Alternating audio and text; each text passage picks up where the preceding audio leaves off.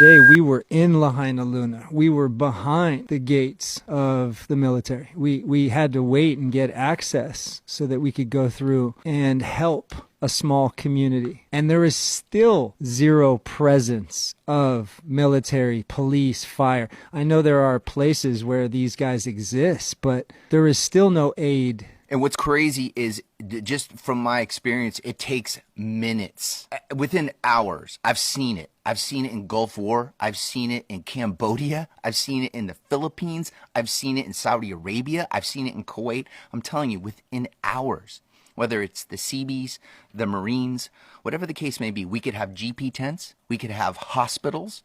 We could have supplies. We could have power. We could have internet. We could have lighting. We could have all kinds of triage for all the people that are injured. We could have dogs here. We could be searching. I mean, so much could happen. This is a quick update pertaining to what is going on. Owners at Larch Maui Hotel Condo says they are being forced to evict wildfires evacuees. You saw at the beginning where he said it clear that we will force them out. The state is investigating one of the largest hotel condominium in West Maui after some owners alleged they were being forced to evict wildfire evacuees. The conflict comes as the area prepares to welcome visitors back starting Sunday. I don't know if you have seen this. If you have not subscribed to this channel, please endeavor us to do that. And if possible, why not share out this video? Started slowly. It's 2 months out from the date of the tragedy, and giving people clarity helps. The October 8th in many ways is just as much about November and December as it is about October, because it takes time. It takes like 4 to 6 weeks for anyone to make significant plans. We already, just so you know, have tourists in West Maui.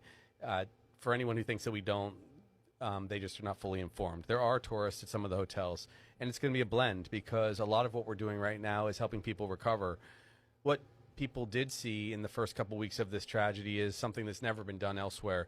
We had about 80% of those that were displaced go into hotels. Usually it's 5 to 10% get housed by FEMA and Red Cross, and they shared that with me. So, like I said, this is just a gentle start. As everyone is aware, I'm sure by now, the mayor decided to phase the process in. So I believe only 1 or maybe 2 hotels will be fully opened on that date, on the 8th. And then gradually, he's told me over the course of the month of October, the others will open. But I will give you a different number. It's 8,773. That's the number of people, 8,773, that are now unemployed as a result of the fire. And these individuals need to be able to take care of their families, care for their children. And it's my job as governor to support them. Yes, I honestly don't see this to be okay. It is not right for you to take up a decision so fast. You have not even given time for these people to recover. I come here along with Councilwoman Paulton as one who's been affected, but not to the degree to which the families behind me have been affected who came here from West Maui, who've lost everything. It's because of lack of liquidity and agency.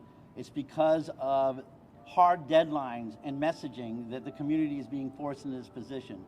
It's because of this, no mortgage relief, no closing of the loopholes for rental evictions, no relief for businesses, no commercial relief. You can't have an economy unless these are the things our economy needs to stabilize. There's action that can be taken to stabilize our economy now that is not being taken, and now what you have as a result of hard deadlines and worldwide announcements is a community pitted against each other, an island pitted against each other. People who are like, I'm going to lose my home because I can't afford my mortgage, putting pressure on them to go back to work. Meanwhile, they feel sick to their stomach because their community, the people they know, are suffering. This is a trauma that is unseen. I talked to a health professional last night who came from Honolulu to be there to provide immediate emergency services, now traumatized themselves.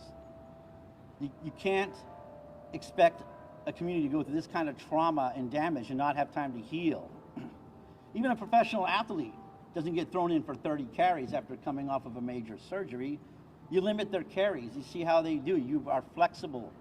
The community has a way to move forward, to reopen, but it has to be done, as the council member said, with the community at the ground level, not at 30,000 feet, not in places with different time zones. It has to be done here.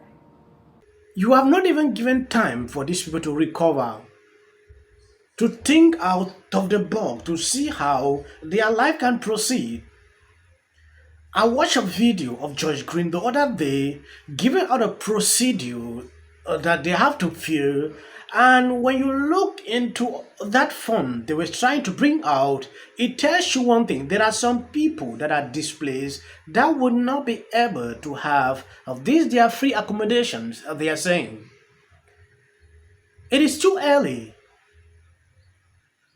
At least maybe 3-4 months, it could be better. If you see people coming out with the petitions like this, it is to clearly tell you they are fed up. I don't understand what is actually going on with these politicians. Someone said he thinks only about money. It is important tourists should return because people actually depend on this, but that should not be happening. There are still ways that you can do. When you take a look at this article, the planned return of tourists to West Maui is only 5 days away, and many Lahaina fire survivors believing and feeling that this date is too early. On Tuesday, October 3rd, the group Lahaina Strong will be joined by West Maui lawmakers as they deliver over 10,000 petition signatures to Governor George Green. Our community is in pain, deep in grief, and physically and emotionally exhausted. The decision to reopen tourism on October 8, when many of our residents neither feel prepared nor capable of extending the aloha spirit to incoming tourists, seems ill-timed on the part of our government. The day-to-day uncertainty that plagues our community must be addressed as a top priority before we even consider reopening, said Lahaina Strong organizer Jordan Rood. The petition is asking the governor to delay the reopening to tourism, pointing out that the community is far from ready, both mentally and physically. We urgently need long-term housing solutions and the assurance of safe schooling and children facility right here in Lahaina. What we don't believe, it is in a hasty, mischief approach by the government just so they can claim they have offered solutions. Like I said, this is the thing. You are thinking only about the profit. How would people like to visit an area where the people are not so coordinated? They are not happy. Like someone said on this video, the aloha spirit is not there. I don't know who is actually giving out this advice. The clear message he's doing this is to paint or give the message to the world that everything is fine. He has provided solutions to everyone. That is just what they're trying to do here. Hey everybody, aloha from Maui. On Kauai to get private tests on water and land because nobody in our government will help us.